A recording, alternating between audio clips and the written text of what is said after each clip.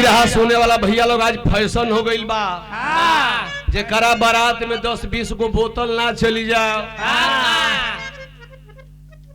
अरे यार कितनो मने बढ़िया रसमलाई मुरब्बा कुछ खिया दो,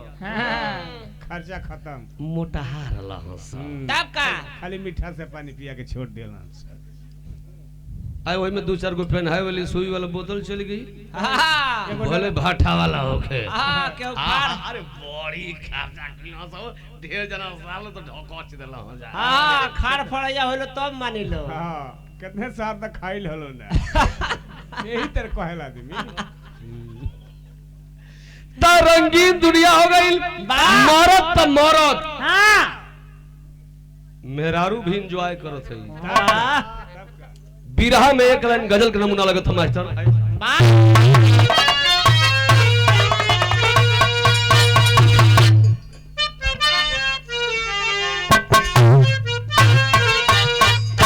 अरे ऐसा पहली हाँ ऐसा पहली बार हुआ है।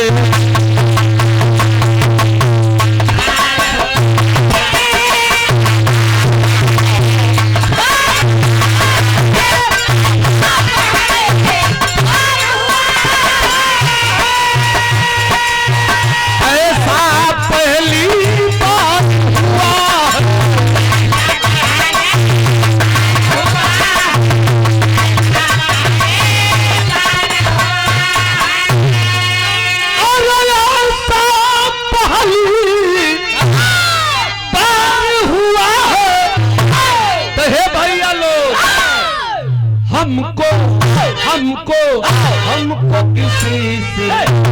प्यार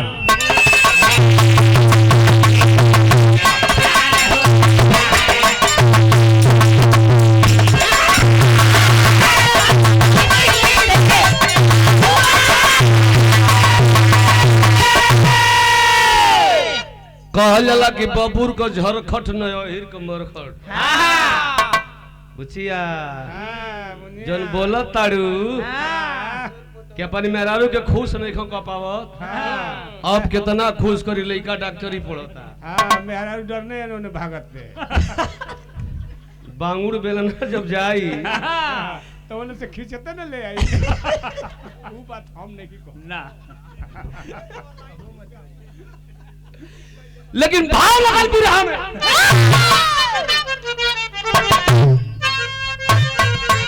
अरे जिसने जैसा अरे जिसने जैसा काम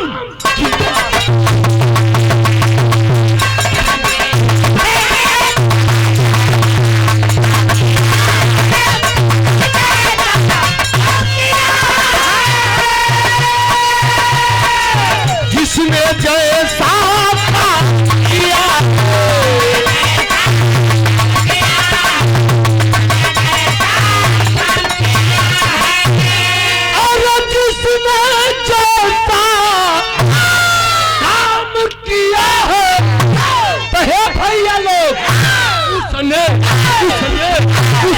वैसा नाम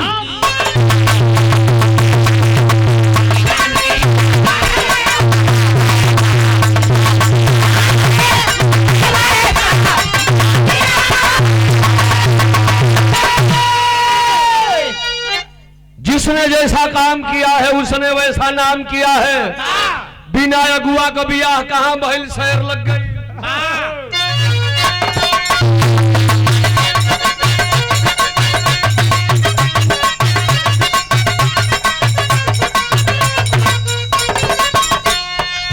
कसम मालिक की सब कुछ हो रहा जमाने में। नारियां पी रही मदिरा को जाम खाने में।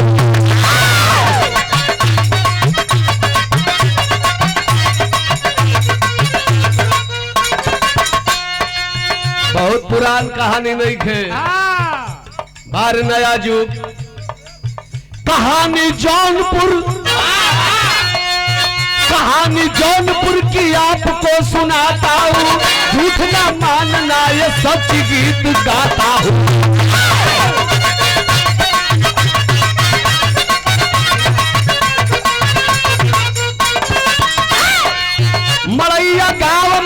जोखन बिंद रहते थे,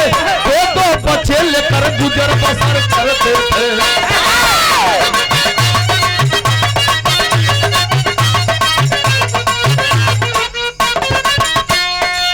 बेटा नाचता था बाजवाली टोली में,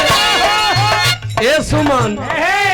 बेटा नाचता था बाजवाली टोली में, कोयलिया कूकती थी जैसे उसकी बोली में।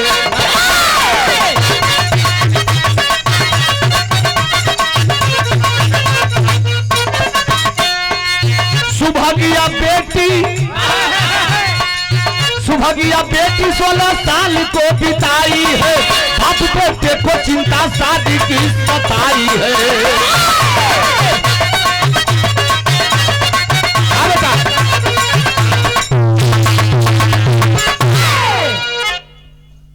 और पूजनीय पिताजी, ये हमारे दाढ़ी चचा बाबू, हाँ तो देखिए जब मऊ जिला बाबू लइकन के कहल जाला। एक दिन आवे एगो बिरहिया से बिरहा रहे, उ लगल सुमन जी नाम ना धरो इन तक, उ लगल अपनी बुआ से मजाक करे, कहले के बुचिया सुन, ये बलिया गाजीपुर मऊ हरे बुचिया है, जब बुआ से मजाक ना होला, जब भौजाइन से मजाक होला, बुआ तोरा पश्चिमी छोर पे होला। हाँ एगो हमार मित्र हो कलश के, हमारी बुआ चना के खेत में गए रह तो धोई के गदगदाए दे हो। गदगदाए हाँ वही गई मेन भाषा बा कि मेरा बाप मेरे माँ के साथ मजाक करता है तो हम उसकी बहन के साथ करेंगे। हाँ बहराइच में बेवा भैया जाए दो सर कहाँ का बना मत सर वायरल हो जाएगी। पूछना तई पहलवान चचा की ओर से पुरस्कार चंदन में सादर प्रणाम। गाजीपुर जिला के बगल में जौनपुर जिला, वो जौनपुर जिला में को मड़ई गांव का रहे वाला गरीब आदमी जेकर नाम जोखन बिंद बा। भगवान दुई ठे औलाद दिले हुए, एगो बेटा एगो बेटी। बेटा का नाम किशोर बा, छोट बेटी है जो बेटी का नाम सुभगिया बा। महतारी दोनों बेटवन के छोड़ के, दोनों बचवन के छोड़ के स्वर्गलोक की ओर गई बाड़ी। बाप का छत्र छाया में हम बताओ बेटा बेटी का परवरिश होता हो बाबू, लेकिन गरीबी का नाम महात्मा गांधी होला। आज जोखन बिंद का लइका जो किशोर बा गरीबी में हो बाबू, आखिर वो लइका बैंड पार्टी में झुनझुना बजावत बा। गरीबी के चलते झुनझुना में जो ढोलक हारमोनियम लोग बजावत हो, करोड़पति के बेटा ना हुए, गरीबी के चलते क्यों ढोलक बजावत क्यों हारमोनियम। ई गरीबी के चलते है लइका बलिया जिला के रहे वाला तोहरा नेपाल में जाके ढोलक बजावता, एकर तू बुखार चेक करताड़ू। हां त गजबे का मशीन रहल है। हां तो पूछा थर्मामीटर लेके आ लेकिन भैया आज गरीबी के चलते वो लइका नाचता, लेकिन बैंड पटिया वाला रुपया को दे 200 200 रुपया दे, 200 रुपया को लइका झुनझुना बजावे। संजोग से हई देखो हम सुमन जी का साटा लिखले बनी, ये साटा के ना अगर भाई बाई चांस कोनो बात हो जाए सुमन जी ना आवे तब दूसरों कलाकार के बुला के मंच के संभरवा सके लगे भाई सुमन जी कहीं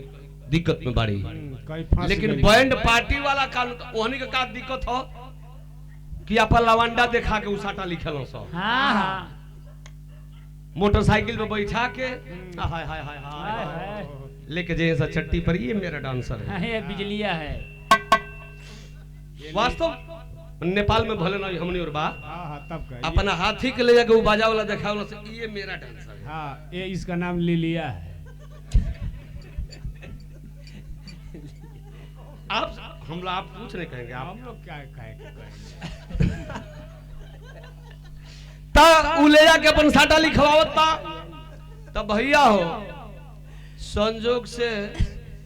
वही लगने में उ लवंडा ओकर जोन कलकतिया रहो वो कोनो चुड़ुका के संग भागी गई। चुड़ुका के संग हां तो तब का रहीस लेके भागी, कोनो चुड़का रह लेके भाग गई। आ बैंड पार्टी वाला का चर के लागल साला हीरे को सट्टा बा। आई बिरादर ऐसा ने के चले मुंहलो पे मारे ला फूक के तपिहन सा पसान हो गई। अब का करी कहा से लवंडा खोजी बड़ी खोजलस पवलस ना ना लेकिन जौन जोखन बिन के लइकावा झुनझुनवा बजावी बबरी बड़ा निमन रखले रह अरे वाह अमितवा निया हां यो तो कम नहीं के रंगल करी माओ का यो कुल लाल ता वो लाल पियर रंगले बा बड़े बड़े बार रखले बा बहन पटिया वाला कलश की बाबू रे रोज 200 देला ना आज तो के 2000 दे वाह आज जितना इनाम पाइए मैं तोर लेकिन बेटा इज्जत बचा ले गरीब लड़का कल की चाचा का करे के बड़ी कहला कि बस तो के लहंगा चोली पहिरे के बड़ी आज जाके बैंड पार्टी में तो ढिकचम करे के बड़ी बाबू पहिर ले इज्जत का बात बा आखिर लड़का सोचल कि चला मजबूरी बा मलिकार को हां रोज 200 पाइला 10 दिन का नईटी एक दिन मिली न मोह मिली तो फुल हमरे हो जाई तो चलो पहिर ले लहंगा चोली पहिर लस नचस बैंड पार्टी में जाके वाह हाय हाय हाय हाय 4000 इनाम घिचलस लोकन के रे जिया जिया ढाठा तोहर खेत हमार लाठा हां नाप दे 2-4 काठा हां ए भैया हां आखिर इनाम भी पौलस 2000 साटा भी पागल पहलवान अब पागल तो लेके घरे आइल अपन बाबू के दलस जोखन बिन के गरीब आदमी गदगद हो गइलन हां कहला कैसे पौले कलस के पापा अब त लहंगा चुनरी पहिरे तनी करे सार जाए अब तो जा करो भाई दिहला जा अब तक बैंड पार्टी में डांस करे लगल वाह धीरे धीरे का साल बीतल ओकर बाबूजी कहला करे बेटा जवान हो गई हां बड़ी तगड़ा कर दई होते फिर लोग कहे कि हाथी हो गइल भी हो ना होई तब का कहीं देखो बियाह शादी कर दे सुभगी आई त रड़ुए रही कहीं जुगाड़ बैठा कलश के बाबूजी दुनिया में न केहू के खेती या बेटी पड़ती रहल बन रही हमारा बहन के शादी हुई बैंड पार्टी में गइल एक दिन नाचे आई है गर्मी का दिन बा गेहूं के दमरी भइल बा आ डाटी बात ओन हुई सिवाने में बा बैंड पार्टियन के जनते बड़ लो हां कोरे इतना सुघर से बिछौना कोरे सुतेला से इसलिए कि हाथी अगोरना है नहीं तो कोई बहका देगा हां ते कोनो पगा खोल ले अब वही डाटी पर सुतल बना सा एगो बूढ़ आदमी आय हाय हाय गइला लंगे कहल कि ए बाबू हाय हाय हाय कहां घर पड़ी रे मुन्ना अरे जब तू नाचत रहल त हमर माना 61 मासन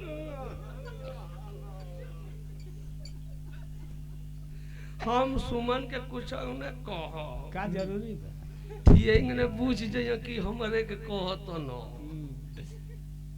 ता कहल कि बाबू बड़ा निमन नाचत रहल कहां घर पड़ी लइकावा कलस की चाचा मार जौनपुर जिला में मड़ई गांव घर हो हां बुढ़वा कहल कि बाबू आ कमन बीर आजर लौंडवा कलस की चाचा हम बी नहीं हाँ बी नहीं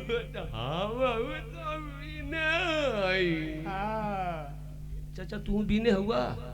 कल हाँ कलस के चाचा जब हमनी के बिरदरी ढेर बा कल कि हाँ ये पूरा गांव में बिनटोला है हां ए जे पिन नहीं बो बेटा ही पूरा बिनटोला बात का बा कलश की चच्चा हमारे को बहिन बा ओकर बियाह करे के बा कोनो लइका बताई त अब बुढ़ावा इतना वो लवंडा के दीवान अब देखो हर प्रकार के लोग हुआ उम्र का कोनो बात नहीं खे भले बांगुर होके बेलाना चाहे कैसनो होके हां उम्र 55 दिल बचपन कहल गे बाबू हां अगर तोर बहिनिया तोरे नियर सुगरी होई हाय हाय हाय हाय ता हमार लइका पहुंचे मले डरी मैं तोरा बहिन से फ्री में बियाह कॉलेज में अपनी लइका को वाह सुना है तना YouTube चलता हमारा गांव सती में का स्थान है ना को ये सब वायरल कर देंगे हम फंस जाएंगे ना ता मीडिया चलो तो भैया सामने साला खजुआउल भी दूसरा भाई ये लोग थमेल बने के देखिए रामकल सुमन पाल को क्या दिखा दिया बड़ा गड़बड़ बा बड़ा संभर के रहे के बा ए भैया कल की बेटा हमार लइका फौज में रहेला अगर तोर बहिन हां तोरा ने सुंदर हुई हां तो बियाह फ्री में कर पैसा ले ला अरे काहे बाबू हाँ ई केकर पुरस्कार हो अजय यादव जी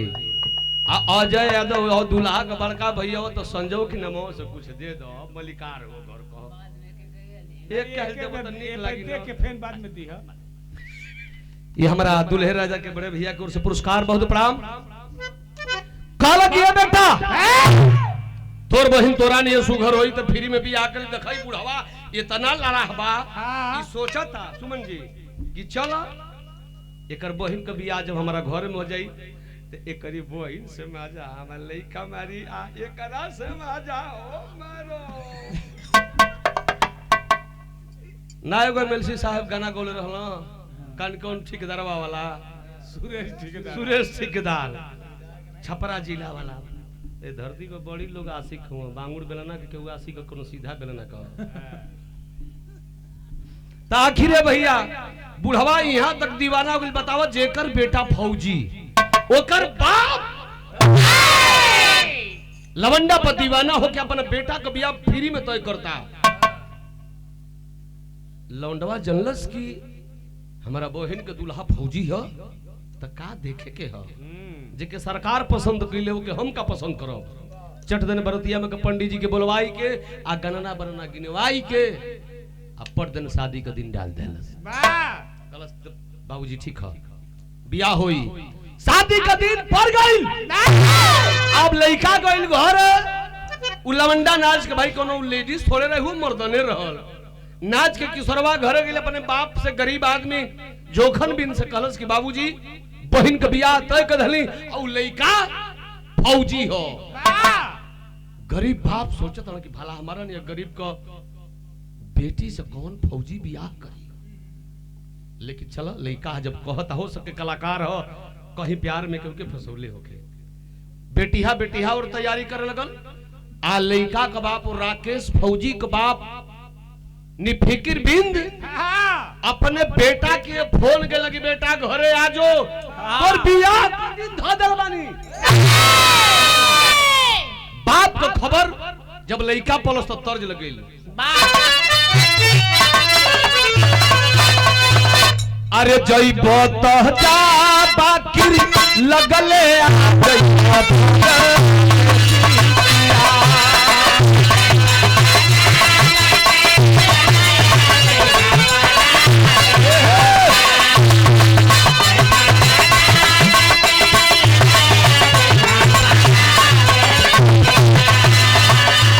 देखो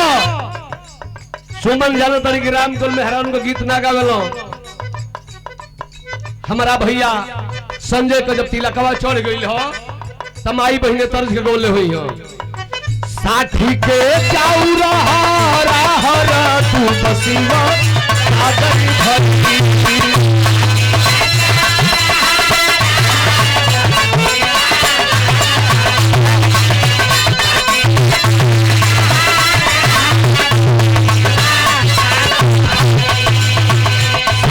के चाउरा हर तू बसीवा सागर भक्ति चुमन चले पहिला बसीवा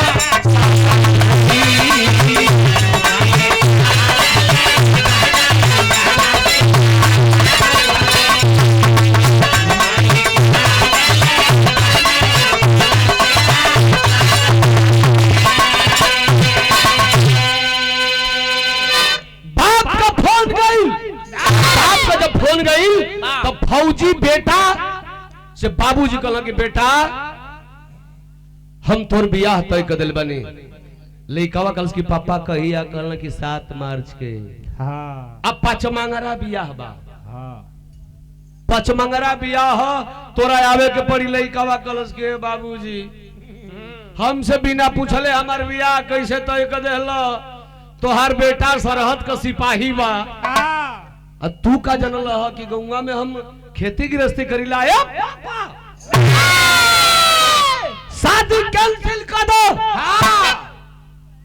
हम बियाह ना करब निफिकिर बिंद बूढ़े आदमी लड़ा है आदमी सोचत न कि साला ई बियाह ना करी तो लवंडावा बहो की जाई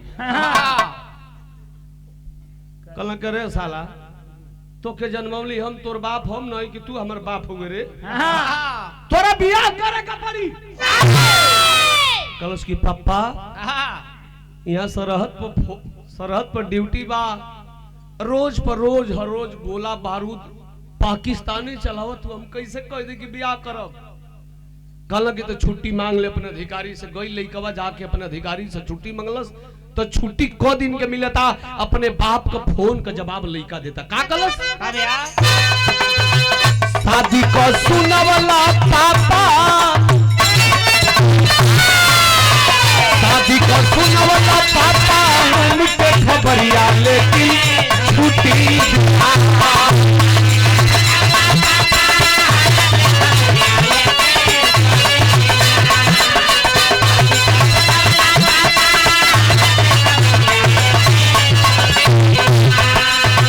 शादी को सुनवला पापा, हमके खबरिया लेकिन छुट्टी दिया आवे कोई दे भरी ए पाप छुट्टी बिना।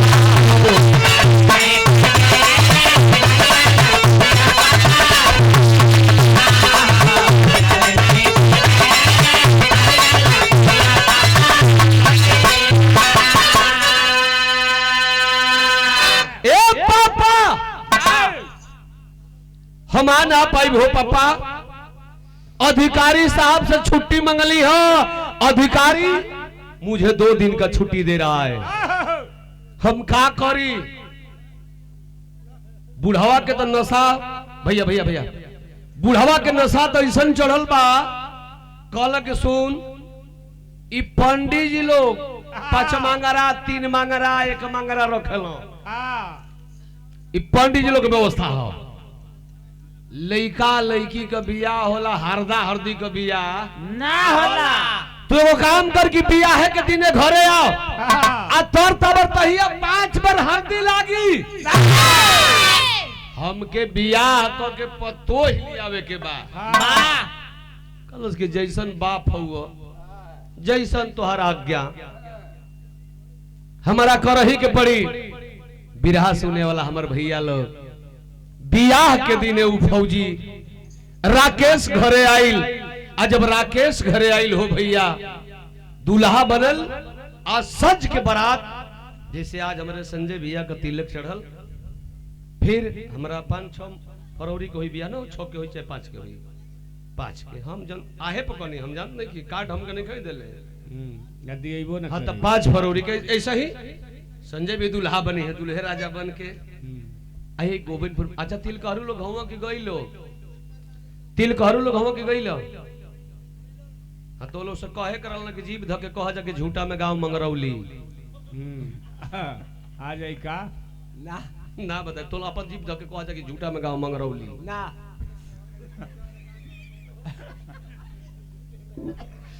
संजय कही हम मत भुला के होई जा। तोहार ससुरार बा आ हमनियों को 7 जना को ससुरार, अब साड़ू भाई हो गई। इन्हों से कोई दिक्कत में परेशानी नहीं है। हाँ एक खाली खाली कहले रहे लो। ए भैया आखिरकार दूल्हा बन के राकेश फौजी जब चलल। अच्छा संजय दूल्हा बन के जब ये गोविंदपुर गांव में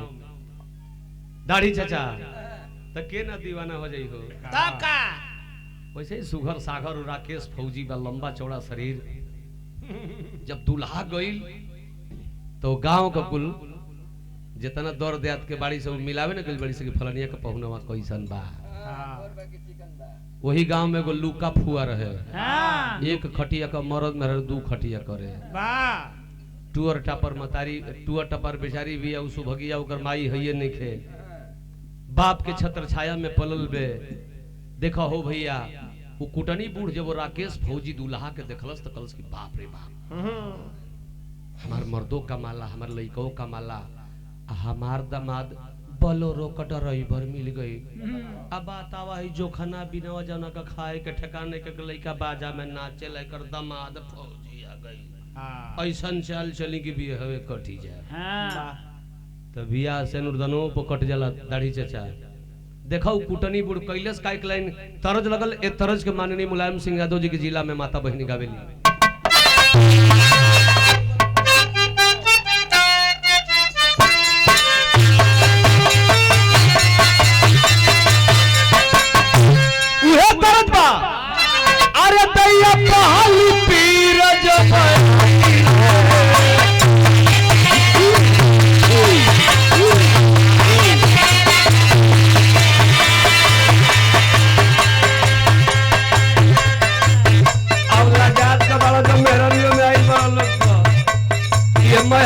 हाजीपुर जिला गई जवान हो खाली वो अकेले नेपाल से आई बड़ी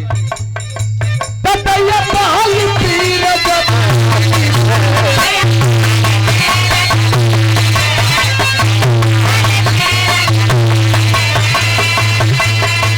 आहा बला ना बैठ के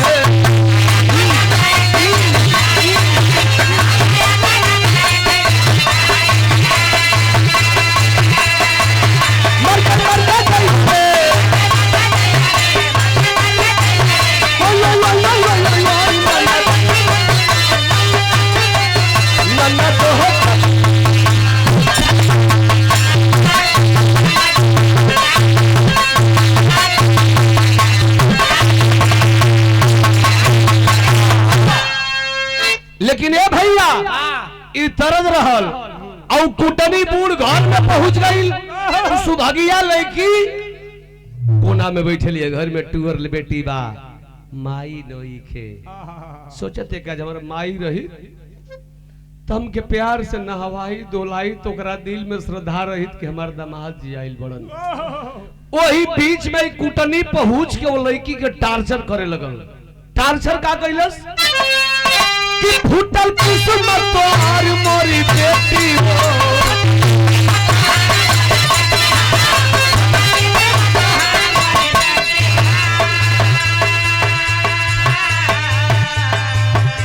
और 100 रुपया पुरस्कार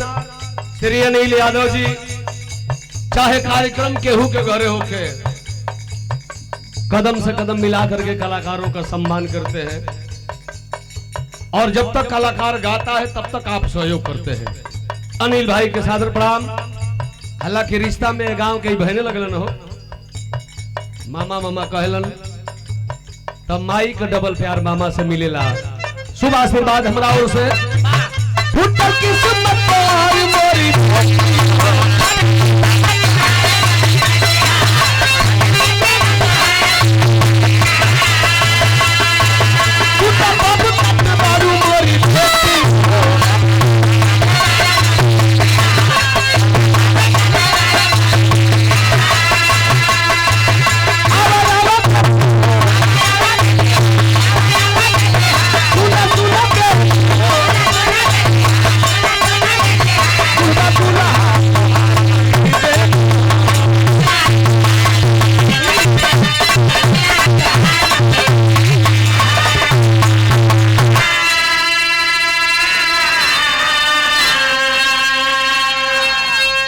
कुटनी बूढ़ जाके घर में वो लड़की के ताव भर दलस कलश की बेटी रे कहल तकर भी आपन बेटी मान ले बात हमार तोर बाप ये बताओ तोर दूल्हा के देखले हो कलश की ना चाची तोर भैया देखले हो ना चाची तो ई बता तू कहां इतना कच कच हुआ कहां गई इतना सुगर तोर बार बॉब कट में हेमा मालिनी हुआ आ तोर मरद बेटी रे तोर मरद 8 लड़का का बाप का ओकर उम्मीद बा केहू तरे हई कति कवा ठेला त मगहरिया चुई तो हई ठा के मोर जई रे बेटी मैं कहू सब मत ना फूक पाई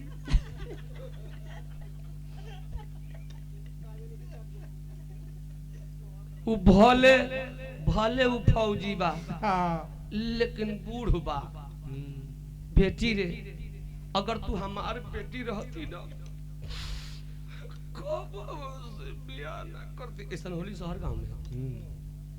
एक खटिया के मर्द दू खटिया उनके जब ले करी हस ना तो उनके खाना में पचबे ना करे इनहु के एगो ऐसन बाड़ी त ओ लड़की के ताऊ भर दिहलस केहू बियाह करे के सकरते नहीं बर का पानी गइल ना नहिलस घड़ी में 10 बज गई रात बज गई बाबूजी जोखन बिन जी सोचल कि आखिर हमार दुल्हन देखे लड़किया का माई या बाप दोनों हम ही हैं तो ओकर खोज खबर हमरा लेवे के बाद घर में गइलो हां हरदी लागल बिया वही तेरे कोना में बैठल बिया गरीब बाप कहल कि सुभगिया बेटी नहिलू ना हो कलश की पापा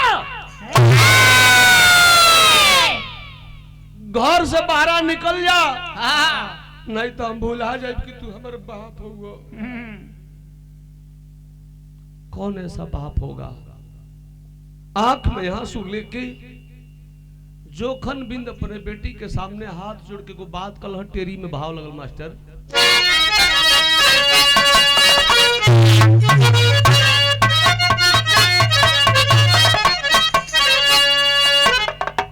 हरे कंगन ने ए बेटी कंगन ने क्या कसूर कर दिया, कैसे करोगी बेटी शादी,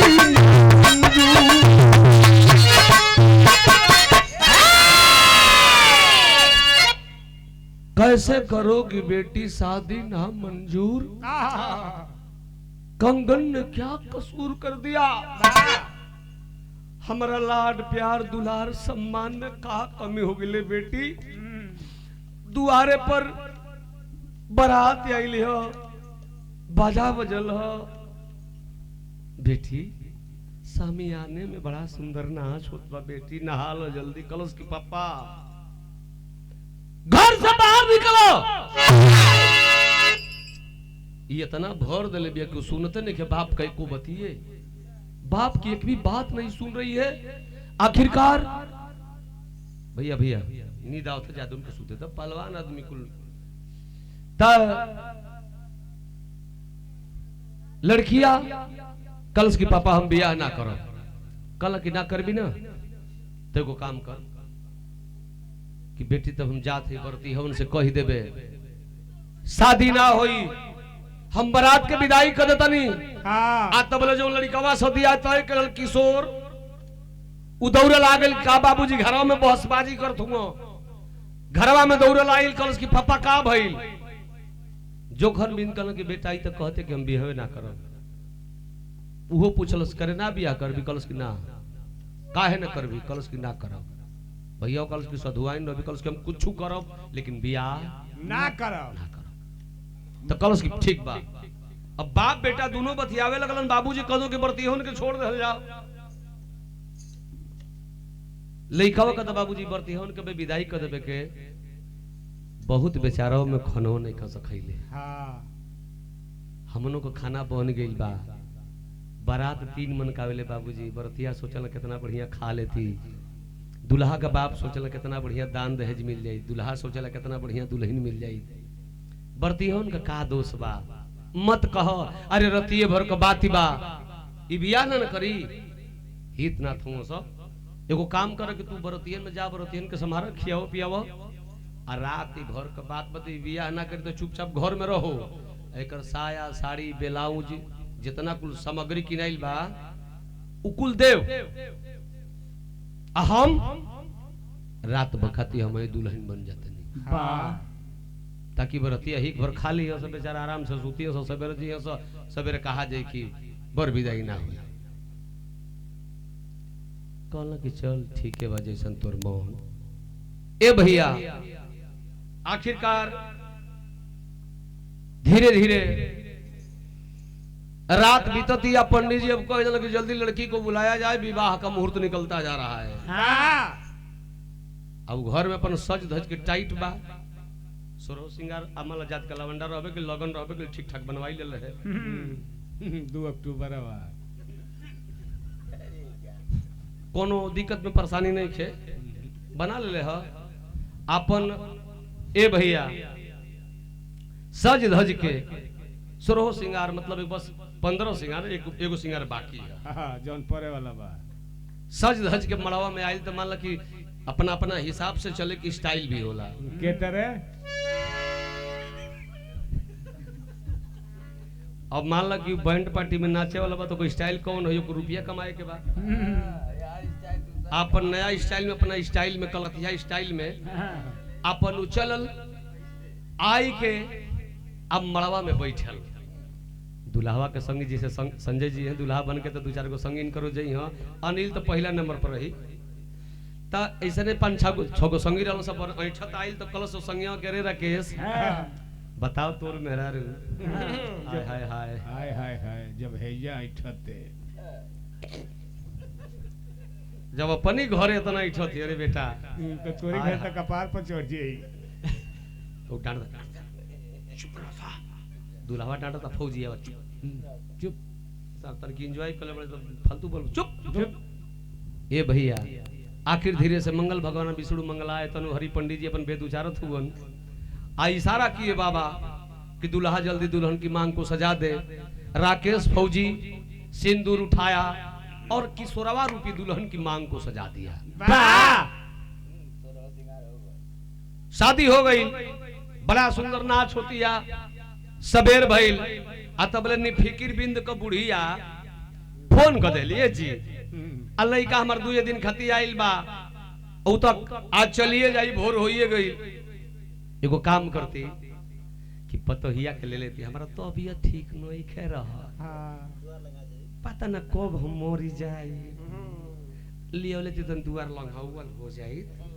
हां रोज छे की आवत जात रही नि फिकिर बिंद कल करे पगली तो पहले से दिन बारी नहीं खे रखल काज ने करी हस कि ना करी हस आज पूछ ले। अब नि फिकिर बिंद जोखन बिंद के बोलो न कल कि भगत जी नाराज मत हो कब पहले से ना कहले रहनी हो, लेकिन हमारा बुढ़िया के तबीयत बड़ा खराब रहेले। हमारा बुढ़िया के तोरी बुढ़िया हाथ डले रहले हमर बुढ़िया जब न तब खाली दवाई निकाल के खा ले सुगरवा नीचे करे खातिर। वास्तव सुमन जी शुगर मोटे लोगों को होता है, पतले को नहीं होता है। पातर बाद में करता है, लेकिन हम पतरे को कहीं हमारे YouTube चेक कर लिए पूरा। भगत जी तनी विदाई कर देती एक रात खाती। अब तो जोखन बिन के पोछिटा सर के लागल साला लइका बिया अकेले सही विदाई मांगत न सब कहल कि भगत जी नाराज मत हो कब तनी हम घराव में पूछ ले। और दुल्हन बन के घर में लवंडा बातन की सरवा बैठल बा गईला बाबूजी कहल करे सार रतिया तो बड़ा रंग ली हुआ अब तो विदाई मांगत तो का होई रे कलस के बाबूजी बताओ कि जेकरा से हमर बियाह भइल उ रहिया के चल जइयो। ओके बाबू कहल कि नहीं लइका पलगौनी लेके चल जाइए जैसे बहरे बार ड्यूटी फौज को नौकरी है। तो जब ड्यूटी चल जाइयो तब हमारा ससुरा के में कौन आना साहब चल जाई वाह लगे सार तो के बुइया सा बार किशोरवा देखा हो रात का भी इज्जत बचौलस। किशोरवा दुल्हन बन के डोली में जाके बैठल पुका फाड़ के रोवता तनी तरज बड़ा पुरान लगत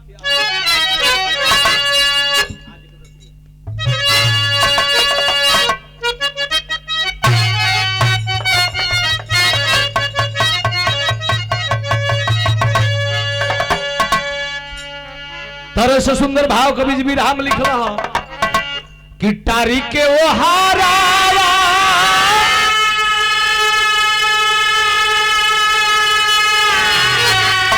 अरे रोता बा किशोरवा सुनाए बाबू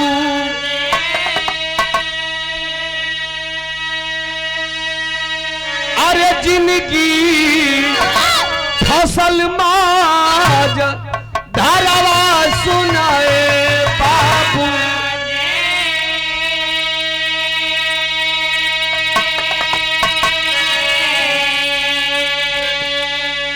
पूछी हजन दीना जानी अरे पूछी हा सैतिया सुनाए बाबू अरे नहीं ता हो जाई महुअतिया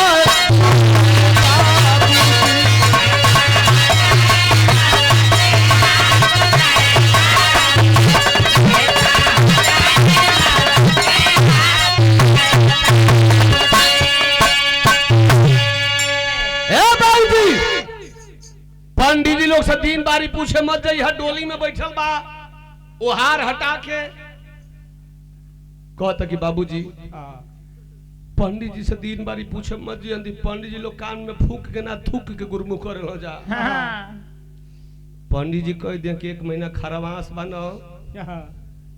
तो मार के बड़का खरवास निकाल दिया तो हम जैसे जाता नहीं वैसे ने बाबूजी तुरंत सोकरा के लिया एकल करे सार तू जानो जा जब जब कर बता या के तो जा। अच्छा डोली में बैठल सुघर सागर रहबे कई लगन में देखबे कर लगी साला ई मर्दनो जोन बाल अच्छा हेतना ही जड़ा जितना घूमत हुआ ई बैंड पार्टी में सुमन जी यहनी के चेक कर रहल जा ही जड़ा एको नहीं खा सही कुल बाल बच्चा वाला हुआ खाली नाटक करता हूं सही 95%। अच्छा इतना भैया लोग बैठल हुआ पहले सुने में आवे कि फलाना का लड़का हिजड़ा भइल 28 वर्ष बिरहा गावत हो गई मैंने किसी गांव में नहीं सुना कि किसी का लड़का कोई हिजड़ा हुआ है। तो इशारा भुर भुर भुर कहां से हिजड़ा होत रहो सब ई कुल कलकतिया हुआ सब मुछो छिलवा के हां वही में एकाद को शौकीन होए तो जो कटवा के दूसर बनवा लेत रहो सब हाँ ऊपर झटका हिजड़ा केहू के बेटा बेटी जन्मत सरकारे तना व्यवस्था कैले है कि कैसे लड़का हिजड़ा जन्म हिजड़ा न गुम न विकलांग कुछ न होतु न सरकारे पर विचार अमन कैले है। आखिर डोली में बैठल ससुरा गेल जब गांव का कुल मेहरारू देखे आवे लगली वाह वाह आय हाय हाय जैसन राकेश वाह ओसे बढ़ चढ़ के राकेश आओ वो बिया हां ए तो मने मने सोचते बा कि अरे हम तो जो है ये है तब का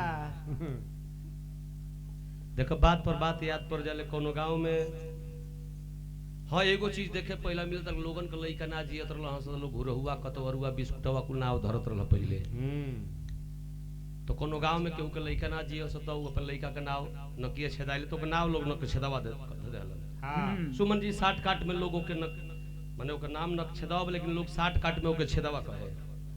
जैसे हमारे नाम राम कलबा तो बहुत पुराना कहे ए के वाला वही तो लोग ओके न छेदावा के ना के छेदावा सुन अच्छा ओकर बियाह भेल ओकर हाइट रहल 4 फीट का ओकर मेहरारू मिल गेल 5 फीट का वाह गांव भर के मेहरारू कुल देखे उस कस के बहिनी हाय हाय दुल्हन तो बड़ी नीक बस एक तरीका से छेदवे छोटी बा माने ओकरी मर्द के नाम धन सके के छेदावा छोट बा माने जेवने आवे तो उनके अच्छा अच्छा सुमन के केहू देखी तो कही ना हाय हाय भगवान ने खूबसूरती से बनाया लिपस्टिक तो जान मारा है वही तो लोग बड़ाई करता कि दुल्हन बड़ी सुघर है बस एक तरीका से छेदावे छोट बा अच्छा वो सुनत सुनत पाकी गई अच्छा काहे न पाकी जे ही है वो छेदवे छुटको है आ कार्ड पर दूसरा नाम लिखल बा परवीन लिखल बा ओकरी नामो तोपल रहे और नाम जानत नहीं कि गांव वाला अब वो गुस्सा में लाल होके कलश की जेवने होती बुजरी ते हमर छेदवे के बारे में कह दिया पता नहीं गुस्सा में लाल उठा दल के रे माई कहां मच्छर ला से देखा अरे तो ओमे बूढ़ी रहली सरे पुजारी ओ छेदावा ना तोरी भाता राखा ना छेदावा हो मैं इज्जत देखावती यार वही तरह अब गांव के जेवने से कह सकी जैसन राकेश फौजिया बा वैसन ओकर मेहरारू बा लेकिन किशोरवा तो कहता कि जेवन हम बानी तो बटले बने अब धीरे धीरे दिन बीत शाम को समय आई तब फूका फाड़ के रोवाता किया माई हो माई आ काहे न हवे महुरावा अखिया वालू हमारी माई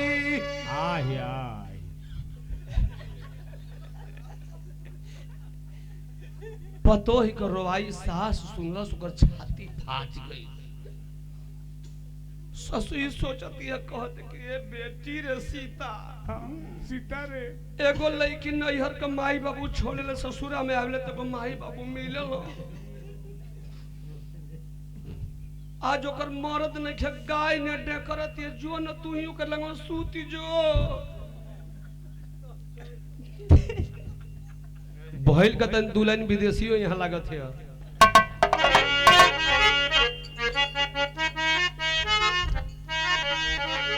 तो धीरे धीरे बीत गाइल ये भैया दिन कै समैया हो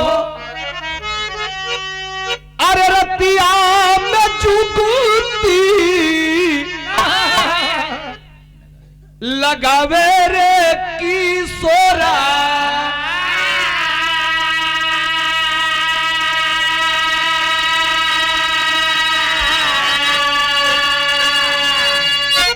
नदी सोवनयली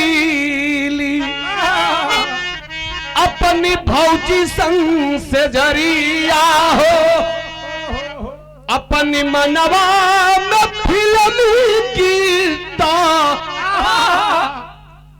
गावे रे किशोरा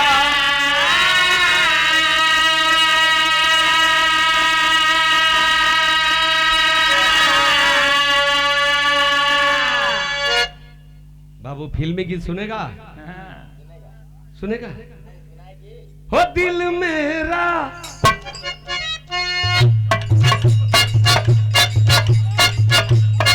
हो दिल मेरा मिलने को बेकरार है कहो ना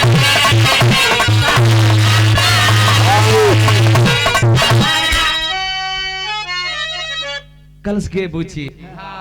अपना भैया के ब्याहे में आ गए ये है ना विदेशिया में आ जाता है फिल्मी गाना है यहाँ ये एम श्रीकांत लंठ महाराज का सूत्र है इसको बीजालाल भी नहीं पाए हैं यही बीज गणित है ये मेरा बीज गणित है इसी से लोग परेशान रहते हैं हम कहला कि श्रीकांत लंठ महाराज से आराम से गाली खोदली ना खोदला पर फोड़ा हो जाला फिल्मी गीत गा दिया ननद समझ रही है कि भाभी हमारी तो लग रहा है कि कलाकार है कल की भाभी आप गाती हूँ कि हमारे गांव में तिलकर हुआ थे तो मैं भर पेट गरियाती हूँ बजा बंद करो साले निकामा है जी बंद करो ये भी गाती हूँ कि पुरवैया के हवा खराब आनी बहेला ओही आनी में चले चोदना सुमनी का बहिना ओकर दुनो बुकवे गई लौड़िया आनी बहेला हाँ तैयार ये कभी आइन लो लिखल है हलो ये हमार वाली लिखल है हाँ वही कभी आइने के कहत नहीं अरे दुनो बुके गई लौधिया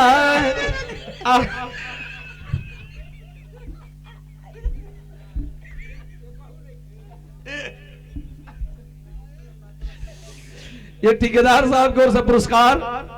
चरण में सादर प्रणाम बैरान के गीत का बात कहल जावी के करा पकुल्ला हवेली आखिर कलश के बुची हम नैहर में बड़ा गाना गाइला आ तू अपन भैया के बियाह में गो हाँ हम भौजी की भैया की बरतिया में पर छाना होता ना भौजी अरे डीजे पर मैंने ऐसे ऐसे डांस मारी थी कलश के बुची तब तक तोर दहिया बहुत हथ होई आवन तर हिमगंग के तेलवा चियाती देई ननद के कपारे पे हिमगंग के तेल चतलस गर्मी का दिन एगो फराटा फैन लगा दिया पंखा तो गर्मी में जनबे करला कि उंघाई ना लगले तो तने हिमगंग के तेल गोड़ हाथ ले कपार ले लगा लो पंखा चला लो कब नींद लग जाई आ ननद के तो पंखा लगा दलो तेल चियाती के जब चियाती दिहलस तब तो उनका चलन ना जाए रुक 2 मिनट भी कांड बाकी है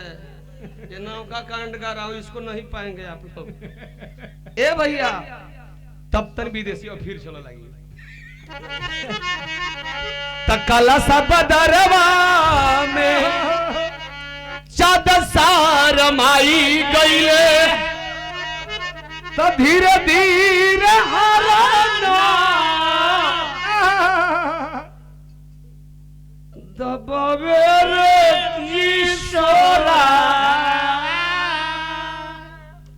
ननद सुत गइल बा जात का लवंडा बटले बा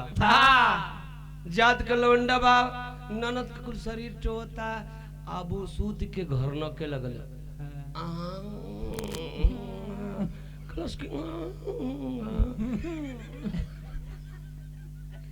अब यो चेक चाक कर दो तो बढ़िया से चेक कर लेलस ई सूत गईली आ सूत गईली तो जाति के लवंडा रल चूतिए गिरी क देलस वाह देखई बिना अगुआ के बियाह एमे नारद जी पिटाइल नहीं खा ई डायरेक्ट बियाह अब सवेरे लड़की का नींद खुला लो कर दे हिरासा कोसिनिया टाइट है अरे बाप रे करे हम हूं लड़की हमर भौजियो में ररुए पे कांड कम कर दिया सारा लस लस काहे करत सवेर भइल सब खाना बनल सब खाइल दोपहरिया हो गई फिर किशोरवा रोवता कि माई हो माई अक्का है न नवे माऊरावा अखिया वालू हमारी बुढ़िया कल करे सीतावा ढेर भाव खातड़ी हरे का मोबाइल देख ले बड़ी रे मोबाइल धर मोबाइल में उल्टा सीधा लौकाई देता है कबो सीधा सुधी नहीं लगता है हो पतो ही है जा ए बेटी वो डाक डाक कह लेबे ना जीबू ना सुत सके लोग लंगवा रोवती है गाय देकर ते लईकी हमार हाथवा जोड़ के तो पले लईकी अपनी माई से बात कर सी यहां विजयी के धुन लागे वाह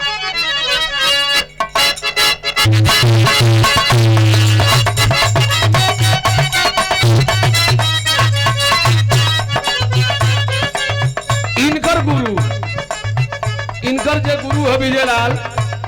जोड़ी रहल अनीता राज से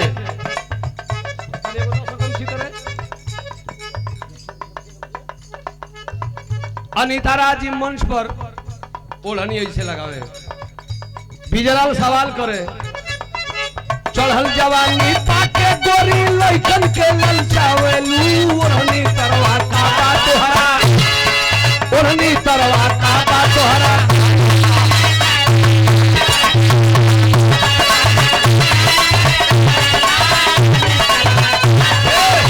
हमके फुहर मत का तोर यहाँ खड़ा का गीत है भाई हम का अनीता राज गावे ए भी जई सुना हाँ ओढ़नी के नीचे देखबा त गंगा जमुना ओढ़नी तरवा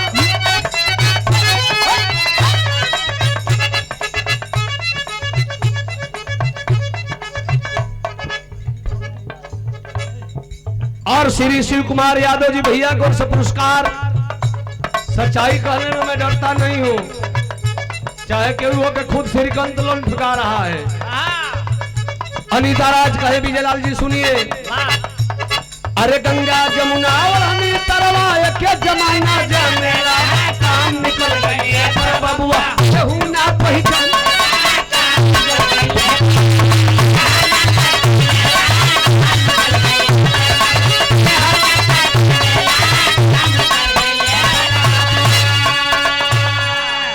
विजयलाल जी के तरज रहल अनीता राज के रहल लेकिन भाव बिरहा में बा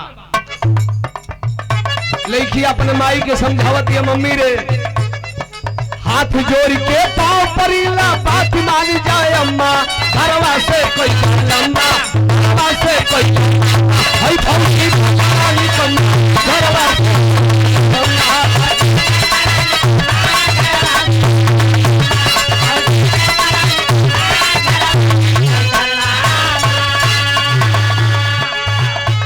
बुढ़िया कल्स करे पगली हमारे इतना खूबसूरत पतो ही बा एक निकम्मा कहतरी का कइले से तोरा के तो पहले फिर ले गया कहते मम्मी रे हमें दबा के नीचे ऊपर अरे हमें दबा के नीचे ऊपर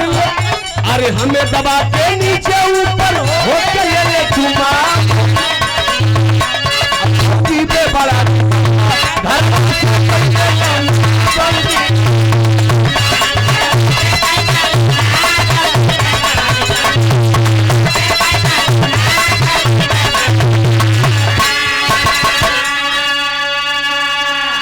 माई चाहे कुछ को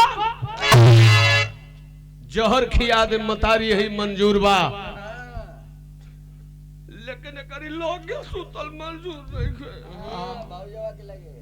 हम भौजी कहना जाई रकेशवा फौजीवा के भाई 14 साल का मुकेशवा रहल सुनत था कि भौजी के लगे बहनिया नहीं खेल ए माई जाइए वहीं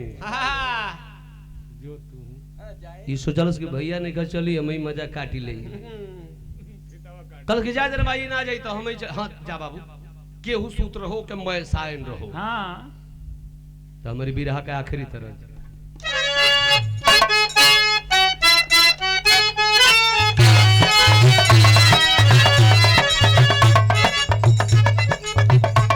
बेटा तनी फास्ट रही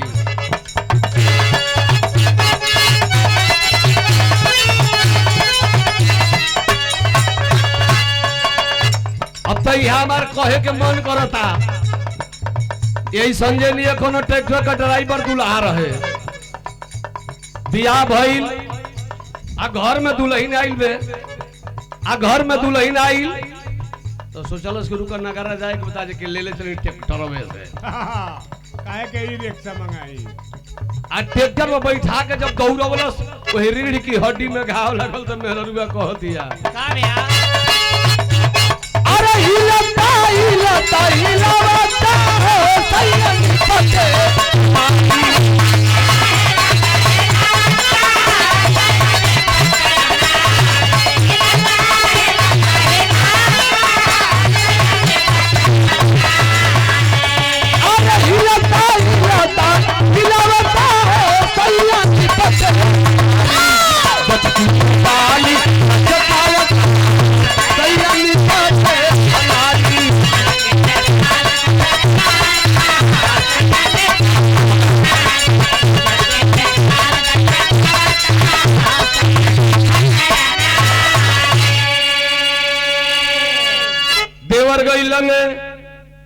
किशोरवा कलश के बबुआ अपना भैया के बियाह में बड़ा कूदल फानल अपन नसिया कुल दुखाती है ना भौजी बड़ी दर्द बा कलश के बाबू तो हम कई रंग का तेल ले आइल बड़ी नैहर से हिमगंगे तेलवा तो आपकी बहन के लगौले रनिया रुका तनी ढक्कनवा खोल ले नवरत्न तेलवा का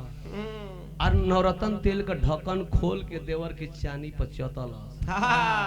जब चाहते दिहलस कलश की बबुआ जी कितना राउते हिया बड़ा नरम बाजी कल हां भौजी बहुत सुकुआ रहे और हमारे इस महफिल के बादशाह दुल्हे राजा संजय यादव जी के द्वारा स्वागत किया गया शुभ आशीर्वाद भगवान हमेशा आप दोनों प्राणी के जिंदगी में मंगल ही मंगल दे कभी अमंगल सुनने को न मिले ध्यान बिरहा पर आखिरी भाव को बिरहा हो गइल बा ए भैया तेल नवरत्न तेल चतलस आ देवर का नींद लाग गई आ जब नींद लागल तो देखई कि स्वरवा जात का लवंडा और लइका के संगे कैलस का अरे कितिया सुना ओके गाना सुनल रहे नया गाना सुना होता ये घड़ी नहीं गाना चलल कुल है कि राइफल से खूंटा ठोकाता रंगदारी की बात ना करो कलश की बाबू हम एक तरज बना नेहर में बड़ी गारी गीत गाइला कलश की कौन तरज पर तो सुनावता रंगदारी के बात न करो सोगरो बाटे हाला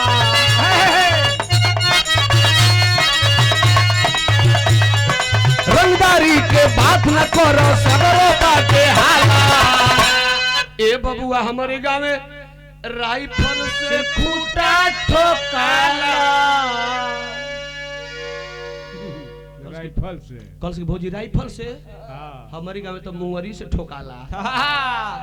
तुमको गोला एगो नलियो जाला देखो वे राइफलो ले ले रे भैया लइका पड़ के मत टेंट में छेद हो जाएगा गाना वाना सुना देलस मुकेशवा देवर सूत गइले जब सूत गइल त कैलेश का भाव लगल बिरहा में सुना अरे कितिया सुना भगम वाला सिरे रतिया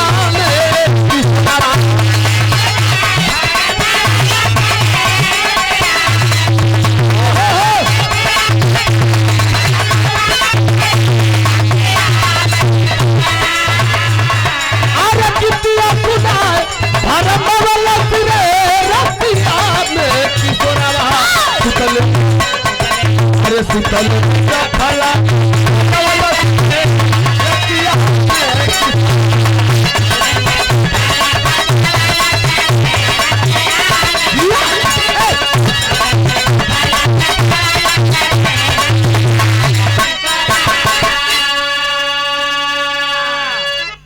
भैया जही लड़का के संग ही लवंडा जात का गलत काम करे शुरू कैलस, लड़का कूद के चलल, भाग रुकल वही जहां मास्टर साहब के कोचिंग करे। सबेरे घरे खहू ने कह कि माही भेजी फिर सूते के। गियर बक्सा में लीवर डाल देले है बहुत सारी भाग के ओनिए बात सवेरे भइले पतोहिया जाके बाहर आ गई। बुढ़िया पूछत के बहुअर आ मुकेश कहां? मुकेश आई हो या माउआ ने 1 घंटा रहूंगा कहतन के भौजी गरम होता। चल गो पता न कहां बड़न। उ डरने मास्टर साहब के जहां कोचिंगवा करे तो कहल कि जो घरे कत के ना गुरुजी बरा ए जे रह ना जाई गियर फाटल ना कहला कि बिजली के मारल बानर लुकार से डराई। सुरेंद्र बेयावत नहीं कटोरने महतरिया फोन कर कहां बड़े रे? मम्मी मास्टर साहब के घरे आ घरे आइल। अब घरे आइल तो बुढ़िया कली की करे कहा भागम बे मम्मी गौरव मत बहुत निखे बताओ कि नहीं मेरे साथ कांड हो रहा था। अच्छा लोग शंका में ना हो कि भाई अब जैसे सुमन जी बाड़ी देखे में लागत तड़ी मेहरारू आउ हो बेचारा मेहरारू के हुबाहू में बा। अब का क्यों जाने कि घर में ही कांड कर दी हैं। वो तो लोग शंका में पड़ल कि आखिर कार पतोही से भागत कहे बाड़ो साहब ना जी बेसुते तो कलस की नाम आई हम ना जाई तो ई बुढ़िया की ननद के लड़की है जाए कलस की मामी रे बुझाता ना कि चूका मुका सूतत यार गोड़वा में मुड़िया डाल के कि गुरी मारत यानी कि गैस बन जाता है। तो जाए तेरे मामी आज हम ही जाता नहीं। अब हितई में कलई की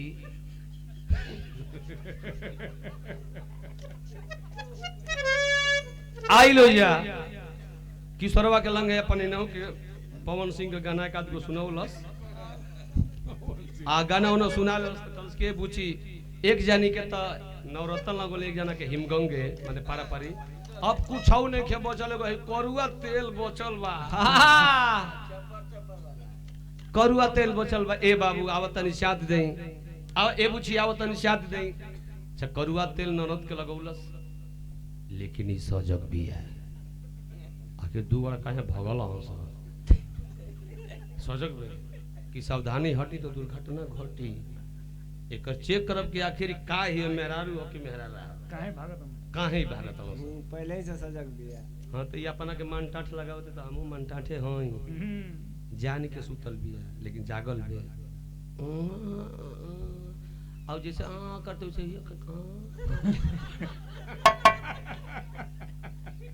जैसे जैसे हाथाव घुमावे तो वैसे वैसे अपन वो नरदी बिया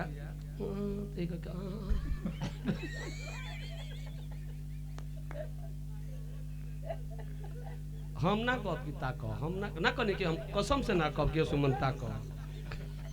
हम काहे के कहे कि ताको काहे के ताके कहे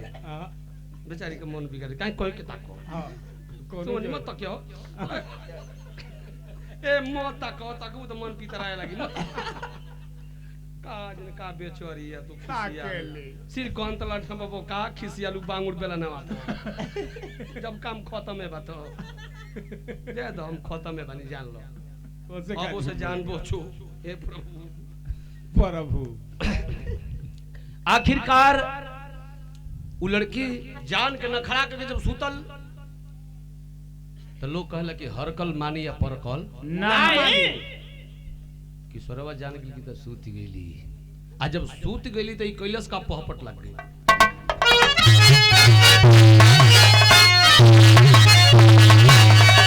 अरे सेजिया सोने चल गई मस्त नारी झंखे तारी में अरे आवो मामी काम बिगड़ झंखे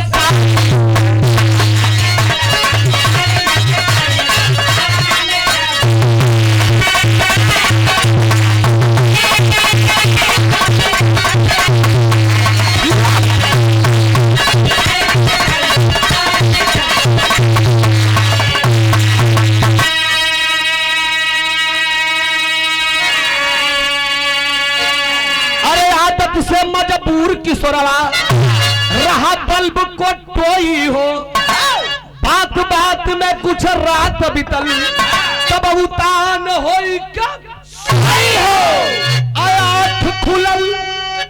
तब सूख गईल बात क्यारी झंखे तारी सिंगल देखत खड़ी भैली बा गाड़ी झंखे तारी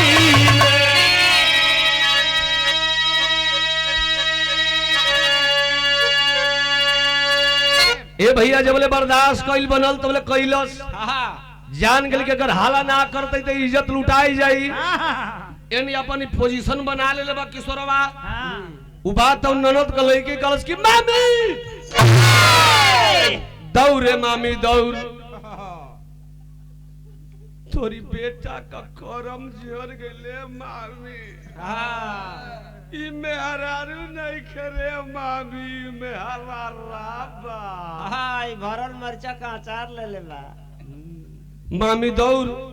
बुढ़िया दौड़ लैली ह कली बुची का भई कलश की मामी सीतावा झूठ ना भागल है मुंह के सवा झूठ ना भागल है वास्तव में मामी तोर पतो ही नहीं खे तोर पतो हाबा एकर दहिया छू न त बुढ़िया खाता द के हेजा लगल त ई त ठीके ठाक रहे कलश की मामी हाथ नीचे ले खबरदार और वहां चेक करने का अधिकार मेरा नहीं है वहां जलेबिया मोड़ है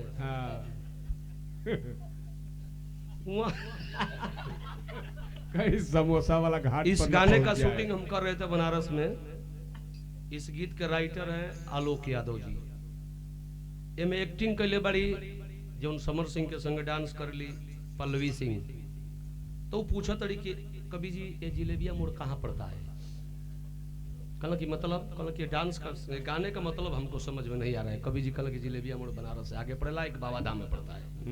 कहले कि नहीं उस जिलेबिया मोड़ पर नहीं है जिलेबिया मोड़ दूसरा कहीं है कहला कि तो उसको वही समझ कर रहने दीजिए जिलेबिया मोड़ एक बेलफराव में है अरे बेलथारा अरे पगला वही बतिया उनका गौर वजह मारे लगे हैं बुढ़िया का उसकी बेटी बहने वहां अधिकार हमार नहीं थे वहां अधिकार हमारे बेटा का है अब वो काम कर लो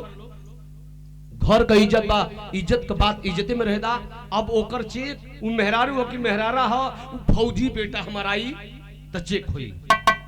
इज्जत के बात बा केहू गांव में केहू कही ना सब चुपचाप पटाइल हो आखिर माई तुरंते सबेर भइल अपने बेटा फौजी राकेश के फोन कैली हो कि बेटा हो जल्दी घरे आ जा तोहर बाबू मर गइलो मुआला का खबर राकेश पुलिस तुरंते छुट्टी लेके चलल ए भैया आ लेके उन्हीं से लइका छुट्टी चलल बा आयर से 3 रात बीतिए गइल बा अब जो खनो बिन सोचत न कि एक दिन खातिर गइल साला 3 दिन हो गइल ना लिया उतनी मार के मुआ दिया से वही जे ओहर से सरहद से बेटा चलल बुढ़िया का आयर से कि सरवा के बाप लियावे चल देलन तब भइल का आल्हा लग गई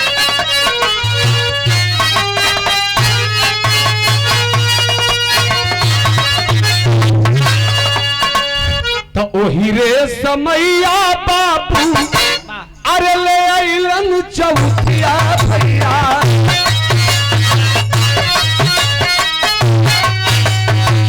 अरे मन मन किशोरवा रे लहर सा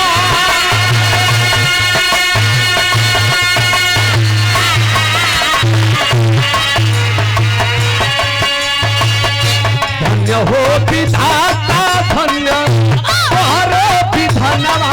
बाटे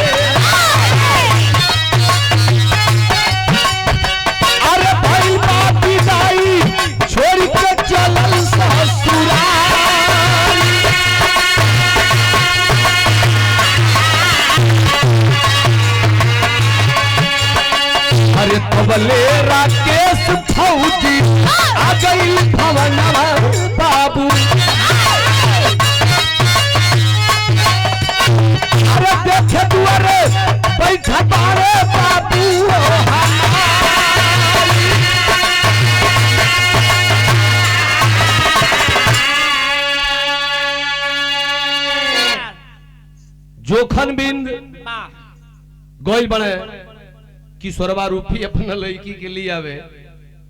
आ घरे गेलन जाके भगतिन के प्रणाम केलन समधी के प्रणाम केलन कहलन कि भगत जी एक रात खातिर ले ली 3 रात बीत गई विदाई कर देती बुढ़ऊ लड़ावत तो चक्कर में पड़ले बड़ो लेकिन बुढ़िया कहल बुढ़ऊ बकसा बिलार मुर्गा बाढ़ होके रही हो 3 गो इज्जत नसा गेले गो हम ही तू बचल रही जा कहियो घूम गेले न्यू बस गांव में गड़बड़ा जी खेद के जल्दी खेद बस चट देने नि फिक्र बिंद जोखन भी सकल के ठीक बा भगत जी तो अबे ले जाएंगे हां काय आई फेन विदाई करा के लेके चली लन अपना घरे अब 1-2 दिन की बाद में वो फौजी हो घरे आई भोरहरिये में घरे पहुंचल बाबूजी दुआरे पे बैठ के आ हुका चिलम लेके आ गुड़ गुड़ घींचत रे चिल्लाइल कि माई रे माई बाबू के रूप में दुआरा पर भूत बैठल बा बुढ़िया कलश की बेटा भूत ना हो असली में वो तोहर बाबू हो बेटा घरवा कई जतिया नसा गेले तोर मेरा आदमी नहीं खेरे बेटा तोर मेरा राह मिल गई हैं का भाई कलश की बेटा पूछ ले सीतावा से पूछ ले मुकेशवा से पूछ ले थोड़ी फुआ के लड़की आइल बोकरो से पूछ ले कलश की का पूछी गाड़ी के चाबी दो सो तुरंत बुलेट का चाबी लेलस किक मरलस अब वो गाड़ी बट बट बट बट बट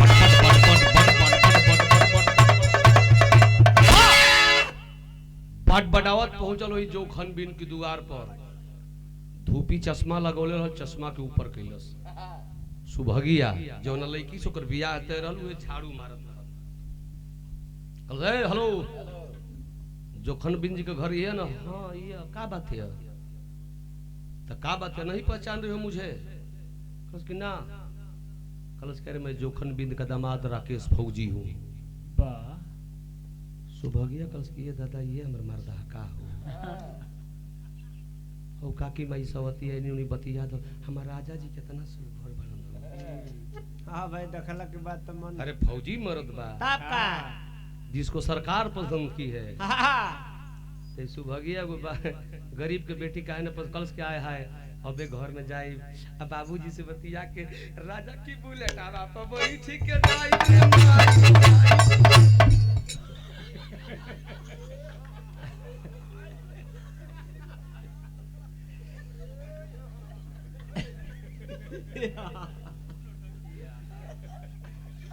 अब तो कहला के हंसावे लगावो हम रोहू वाला जानिला लेकिन हंसावे कहल तो हंसा सुन बस ये अच्छा ये बात हो कि जब हर महीना में आए तो कुछ अलग अलग देवे के पड़ी ना हो तो का करी खाली रोवा के जाई अगली बार आइल तो रोवा के गले हंसा दे तो नहीं अब फिर वो बारी आवे कि हम तू तो दूसर गावल जी त ए भैया घर में गइल बाबूजी बैठ के भोजन करतड़े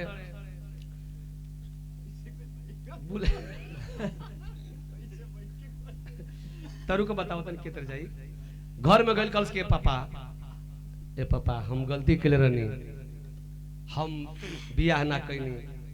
ए पापा 1 किलो जिलेबी दे दो पापा लेकिन हम जाई हो पापा तैयार हो गए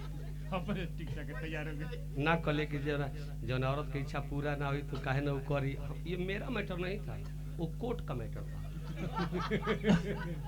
कभी आई आप आएंगी ना तो हमारे घर चलिएगा आप हमारी लाख शिकायत करेंगी ना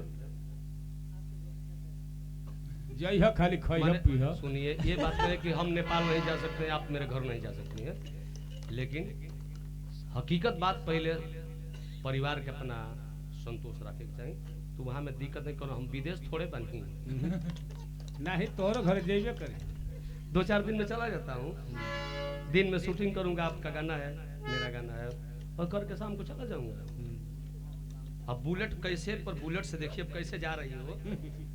अच्छा गाना गावा तड़ी सकी जीजा जी बुलेट पर घुमा दे अच्छा जीजा घुमा सकले तो अपन मेहरो ना घूम सकले बुलेट पर अपन मेहरो तो साला बिना मोटर गाट वाली साइकिल पे चल जाई हां जन खड़ खड़ खड़ करी बाबू तुरंत 2 किलो जिलेबी किनलन ओकर ई बुलेट पर बैठल आई किक मरलस ई त गरम न बा हां किसी आइल बा ई त गुस्सा में बा ई त माई से कोई कहल के बगीचा में पूरा लोगन के बोलले प्रधानो जी के बोला लिए एकर चेक होई कि मेरा रो कि मेरा रा हां वो दिमाग में आइल बाबू आइल यहाँ प्यार से विदाई हो गई बुलेट पर बैठौलस ठोकर भी मिले तो वो बुलेट के स्लेटर को कम ना पट पट पट पट पट पट पट पट पट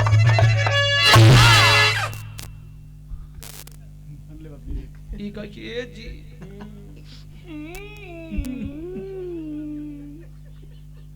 इतना कस का काहे को कूदाते हैं ठोकर ठाकर कुली फौजिया कल की साली कूदाने की बात करे मन तो करे कूदा के मार दो तुझे साली हमारे घर में आके कांड की है चल चल कांड आयो दादा ई भैया गई रहा जनाता कुछ कह दिल बड़ गलती कैला भैया साजा भोगी सुभोगी आयो दादा अब ताई तरबे तरी लेके मोटरसाइकिल एक बुलेट पर बैठौल लेके पहुंचल बगीचा में गांव के लोग पूरा इकट्ठा हुआ तो फौजी है ना के दिमाग इतना घूम गइल बा कि क्रोध में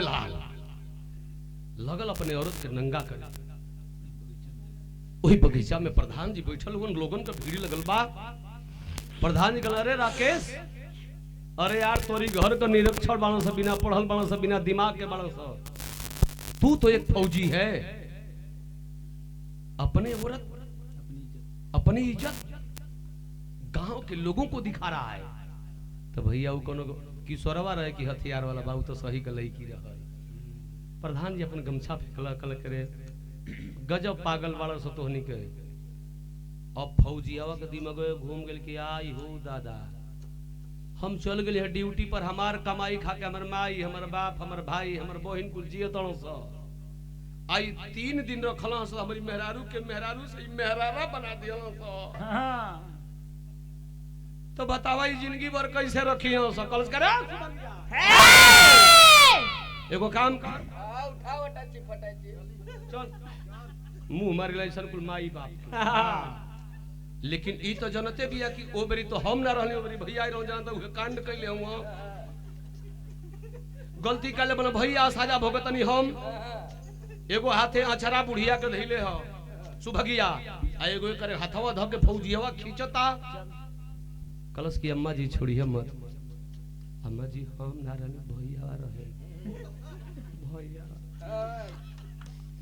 अम्मा जी हम असली पतोहिया हम गेट बसवा बंद करे आला बुढ़िया जब जान गेल कि हमार बहुअर है हाथ जोड़ के बुढ़िया अपने बेटा से एगो फौजी से बात भलस खड़ी भाव अरे सत्ता बोले सुभागिया के चल ले अरे लिया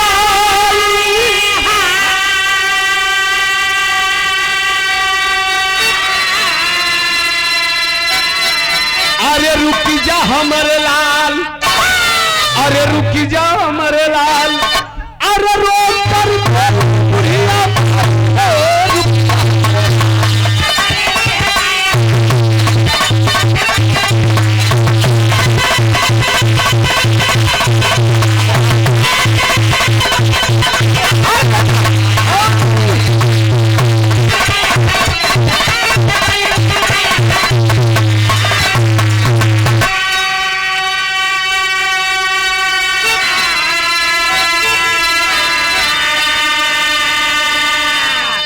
जोड़ के बुढ़िया रोवती कि ये बेटा अरे लड़कन की बतिया पर आदि होली न ध्यान हो अब बहू बेटी हो अब करे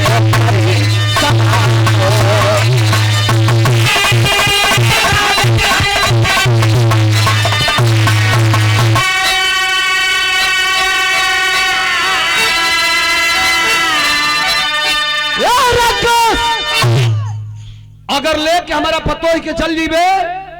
ता तोर माई है 9 महीना गरम में ढोले बड़ी एगो हम काम कर दे माई रोवतिया कहतिया कि अरे फांसी देते दे आपन जनवा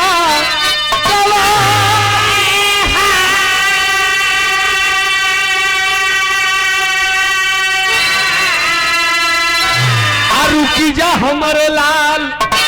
अरे रुकी जाओ हमारे लाल, रो कर बोल बुढ़िया माई हो, रुकी जाओ हमारे लाल।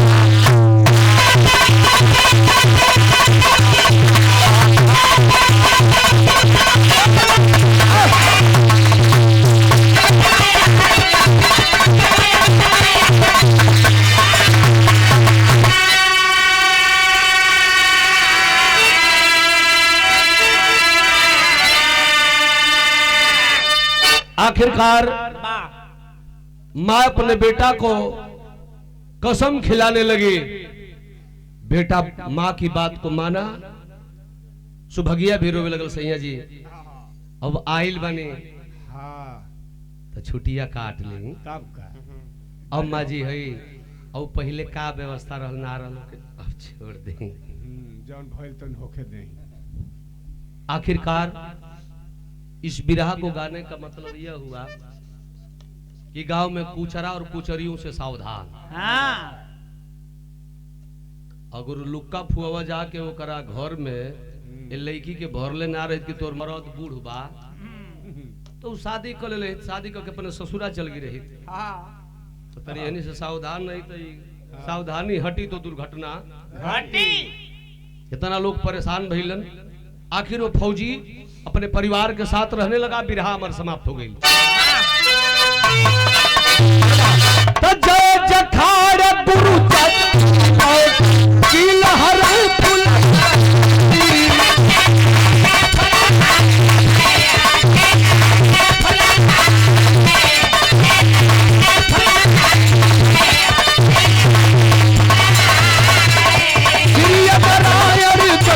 सागर रामनाथ